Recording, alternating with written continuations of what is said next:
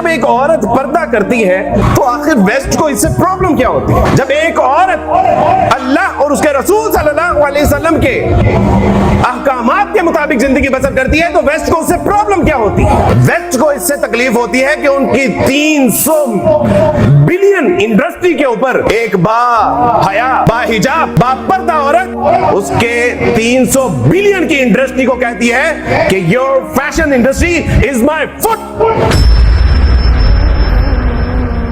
وہ کہتا ہے کہ اگر یہ پردہ کرے گی تو میری کاسمیٹک کیسے بکے گی، یہ پردہ کرے گی تو میرے شیمپو کس طرح بکیں گے، یہ پردہ کرے گی تو میرے ننگے مختصر اور چست لباس کیسے بکیں گے۔ اصل آپ کی حیا سے اس کو تکلیف یہ ہے۔ اس لیے ویسٹ کو آپ کے برقعے سے، آپ کے حجاب سے، آپ کے نقاب سے تکلیف ہے کہ اس کی ساری انڈسٹری کو آپ جو ہے وہ روند کے رکھ دیتی ہے۔